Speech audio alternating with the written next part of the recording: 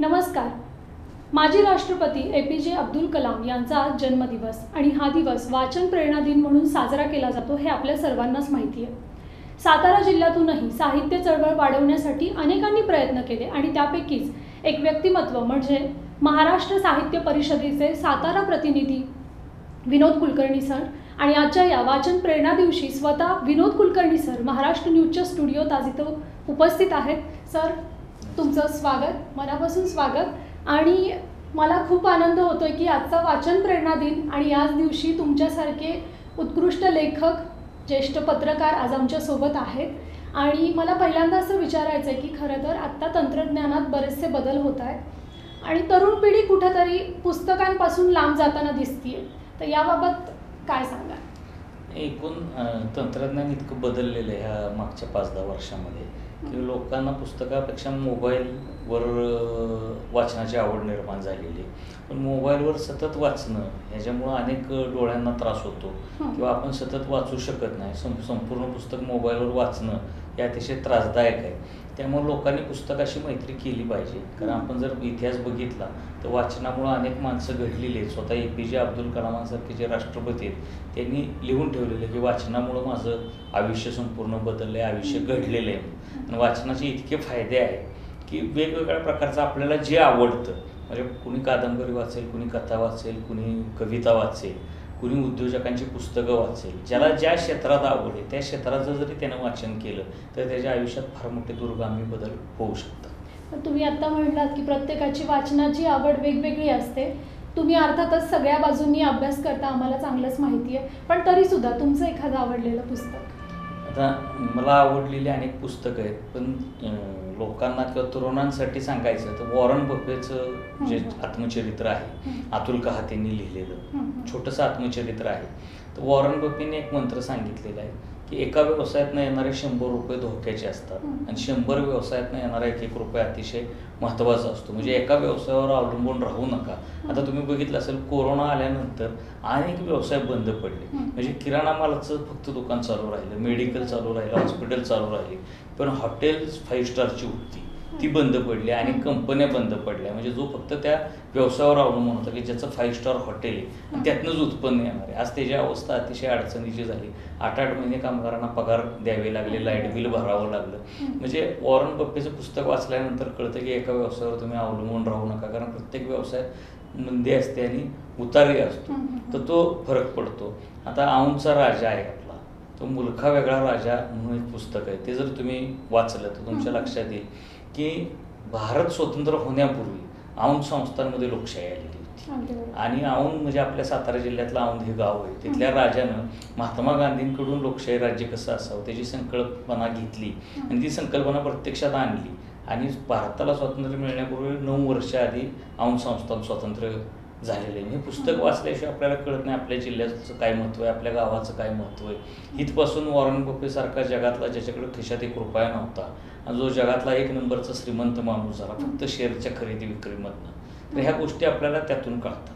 बरोबर. तुम्ही आता कोरोनाचा विषय काढलात आणि सध्याची तीच परिस्थिती आहे आणि कोरोनामुळे मला वाटतं की बरीचशी साहित्य संमेलनं पण यावेळी ऑनलाईनच झालेली आहेत. म्हणजे विश्व मराठी साहित्य संमेलन पण ऑनलाईन झालं, पण ग्रामीण भागामध्ये ऑनलाईन म्हणजे तेवढ्या ह्यानी पोहोचणं अवघड आहे. तर मग ग्रामीण भागामध्ये कोणत्या पद्धतीनं साहित्य संमेलनं व्हायला पाहिजे? तर ग्रामीण भागामध्ये आपण जर बघितलं की जी छोटी ग्रंथालय आहेत, शाळा आहेत, त्यामध्ये साहित्य संमेलन भरवली पाहिजेत आणि आपापल्या गावातून लोक तिथं आले पाहिजे. कारण अशा छोट्या छोट्या साहित्य संमेलनांमधूनच अनेक मोठे वक्ते घडलेले आहेत, अनेक वक्त्यांना संधी मिळालेली आणि आपल्या स्थानिक लोकांना घेऊन ती जरी संमेलनं केली तरी त्यातून सुद्धा मोठी संमेलनं रूपाला येऊ शकतात. मी सातारा जिल्हा प्रतिनिधी म्हणून महाराष्ट्र साहित्य परिषदेचं काम करत असताना अनेक साताऱ्यातल्या लोकांना अखिल भारतीय साहित्य संमेलनामध्ये संधी मिळवून दिली.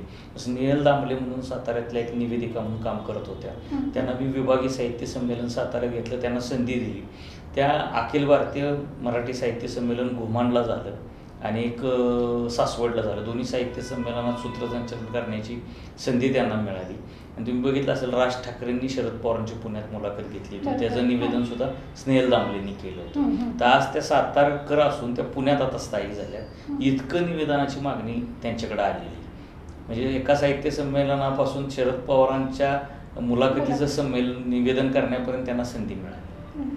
तुम्ही आता म्हणलात की अनेकांना तुम्ही संधी दिलेलीच आहे, पण अजून काही नवोदित लेखक आणि कवी सातारा जिल्ह्यातून पुढे येऊ पाहतात, त्यांच्यासाठी मराठी साहित्य परिषदेकडून तुम्ही पुढं काय पाऊल उचलण्याच्या विचारात आहात? आम्ही सातारा साहित्य संमेलन म्हणून एक संमेलन घेतो दरवर्षी.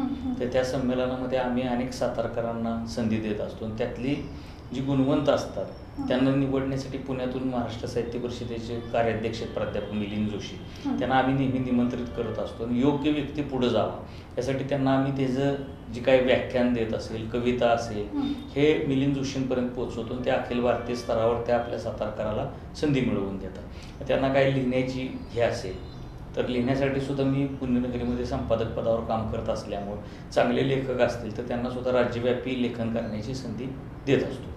म्हणजे मला असं वाटतं आपणच आपल्या लोकांना संधी दिली तरच ते पुढे जाणार आहेत. तुम्ही आता म्हणलात की संपादक म्हणून तुम्ही काम बघताय आणि ती पण सरांची ओळख आहे की दैनिक पुण्यनगरीचे सातारा जिल्हा आवृत्ती प्रमुख म्हणून तुम्ही काम बघताय आणि त्यातूनच आम्ही तुमचे बरेचसे लेख वाचलेले आहेत, संपादकीय लेख वाचलेले आहेत, विविध विषयांवरती तुम्ही लिहित असता. तरुणांना एकंदर या सर्व परिस्थितीमध्ये काय मार्गदर्शन करा? तरुणांनी आधी वाचलं पाहिजे. तुम्ही वाचल्याशिवाय चांगलं लिहू शकत नाही. कारण शब्दसंचय जो असतो तुमच्याकडं तो वाचनानं येतो. न वाचता शब्दसंचय येऊ शकत नाही आणि तुम्ही फिरलं पाहिजे. हे तुम्हाला सांगायचं म्हणजे आता महात्मा गांधी ज्या वेळेस भारतात आले त्यावेळेस तुम्ही बघितलं असेल आफ्रिकेत महात्मा गांधी कोट घालून आंदोलन करत होते आणि भारतात आल्यानंतर ते पंचावर आले. तर त्यांचे जे गुरु होते गोखलेंना ते भेटायला आले म्हणजे मला भारताच्या स्वातंत्र्य लढ्यात काम करायचं. तर गोखलेने आधी सांगितलं संपूर्ण भारत समजून घे, तू सगळ्या भारतात फिर. भारतात फिरल्यानंतर महात्मा गांधींच्या लक्षात आले की भारतात खूप गरिबी, तसा एक श्रीमंतीचा बाज दिसतो आपल्याला महानगरांमध्ये गेल्यानंतर, पण ग्रामीण भागात गेल्यानंतर गरिबी दिसते. मग कोट घातल्यानंतर लोक आपल्या जवळ येणार नाहीत. आपण त्यांच्यासारखेच कपडे घातले पाहिजेत. गरिबांना कपडे सुद्धा मिळत नाहीत. म्हणून गांधीजींनी अन्नाचा आपला जेवणाचा खर्च कमी केला, कपड्यांवरचा खर्च कमी केला. तर ह्या सगळ्या गोष्टी आपल्याला समजून घ्यायच्या असेल तर एक तर भ्रमंती केली पाहिजे, प्रचंड वाचन केलं पाहिजे आणि वाचनातून तुमच्या मनात अतिशय चांगल्या कल्पना येतात, आत्मविश्वास येतो. आपण आता बघतो की यूट्यूबवर अनेक तरुण मुलं ह्या तुम्हाला प्रबोधनाच्या ज्या गोष्टी असतात किंवा कुठं काहीतरी पुढं केलं पाहिजे ह्याच्यासाठी गोष्टी ऐकतात. तो जो अँकर असतो तो ज्या गोष्टी सांगत असतो त्या सुद्धा त्यानं पुस्तकात वाचलेल्याच असतात. तर तीच उदाहरण देतो. तो महाभारतात असं घडलं होतं, रामायणात असं घडलं होतं. मग MBA करण्यापेक्षा महाभारत बघितलं तरी तुम्हाला व्यवस्थापनशास्त्र कळेल, रामायण मग ते वाचलं तर तुम्हाला अधिक चांगलं कळेल. कारण तो एक किस्सा 10 मिनिटात 15 मिनिटात सांगू शकतो. पण तुम्ही एक पुस्तक वाचलं तर संपूर्ण महाभारत, संपूर्ण रामायण तुमच्या डोळ्यापुढे उभं राहू शकतो. किंवा आता अच्युत गोडबोले म्हणून संगणक तज्ज्ञ आहेत, मोठे लेखक आहेत. तुम्ही त्यांचं जरी आत्मचरित्र वाचलं तर हा माणूस प्रचंड व्यसनाधीन झालेला होता. व्यसनातून बाहेर येऊन त्यांना आपलं आयुष्य उभं केलं. त्यांना IIT मध्ये मुंबईला प्रवेश मिळाला तर त्यांचं इंग्रजीवर प्रभुत्व नव्हतं. लोक त्यांची चेष्टा करायची, पण त्यांनी कसं इंग्रजीवर प्रभुत्व मिळवलं हे सुद्धा अच्युत गोडबोलेंचं आत्मचरित्र वाचल्यानंतर तुमच्या लक्षात येईल. तुम्हाला आता एक किस्सा सांगतो की आपल्याकडे स्ट्रॉबेरी, पाचगणी महाबळेश्वरला स्ट्रॉबेरी ती आली कुठून ते कुणालाच माहिती नाही. कारण मी आधी शोध घेतला ते स्ट्रॉबेरी आली कुठून तर नाही, पूर्वीपासून असंच लोक उत्तर देत होते. मी गिरीश कुबेरांचं टाटायन म्हणून पुस्तक वाचलं. तर टाटायनमध्ये लिहिलेलं आहे की टाटांनी स्ट्रॉबेरी आणि चहा हा पाचगणी महाबळेश्वरला आणला, तो लावला, चहा आला नाही पण स्ट्रॉबेरी आली.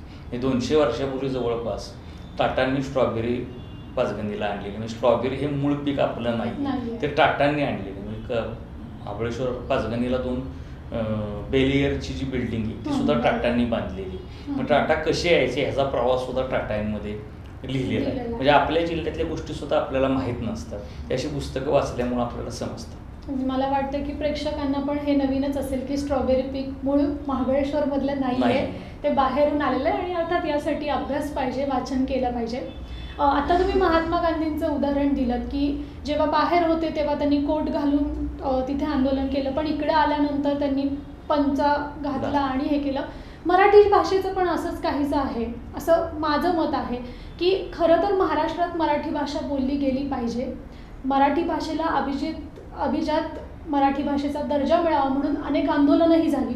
त्यासाठी तरुणांनी पण प्रयत्न करायला पाहिजेत असं पण पुढे येते. पण या आंदोलनांचं नेमकं पुढे झालं काय? मी सांगतो मराठी भाषा ही अतिशय चांगली भाषा आहे आणि आपण जर बघितलं तर हिंदी भाषेला समतुल्य अशी मराठी भाषा आहे. 12 कोटी मराठी भाषिक आहोत आपण. तर त्या 12 कोटी बोलणाऱ्या लोकांना आपल्या भाषेविषयी जेवढं प्रेम असायला पाहिजे तेवढं प्रेम दिसत नाही. आपण बोलतो मराठी, पण आपण मुंबईत गेलो, पुण्यात गेलो की समोरच्या माणसाचा अंदाज न घेता आपणच हिंदीत बोलायला लागतो, आपणच इंग्रजीत बोलायला लागतो. पण तेच आपण जर शेजारच्या कर्नाटक, तामिळनाडू, इतर राज्यांमध्ये गेलो तर तिथले लोक त्यांची भाषा सोडून आपल्या भाषेत अजिबात बोलत नाही किंवा आपल्याला काय अडचण होईल असं वागत नाही. मराठी भाषेला सुद्धा तेच झालेलं आहे. रंगनाथ पठारे यांच्या अध्यक्षतेखाली एक समिती महाराष्ट्र शासनाने नेमली होती. त्यांनी मराठी भाषा किती जुनी आहे याचे सगळे दाखले संशोधनातून हुडकून काढून एक मोठा अहवाल महाराष्ट्र शासनाकडून केंद्र शासनाला सादर केला. अनेक वर्ष त्याच्यावर निर्णय होत नव्हता म्हणून मी स्वतः त्याचा महाराष्ट्र साहित्य परिषदेच्या शौपूर शाखेमार्फत पाठपुरावा केला. पंतप्रधानांना 1 लाख पत्र लिहिली.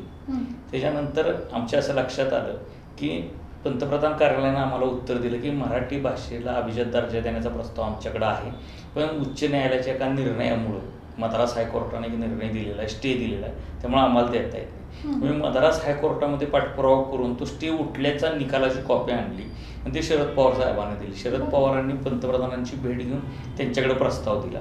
नंतर तो साहित्य अकादमीने त्याला मान्यता द्यायची असते, साहित्य अकादमीने सुद्धा त्याला मान्यता दिली.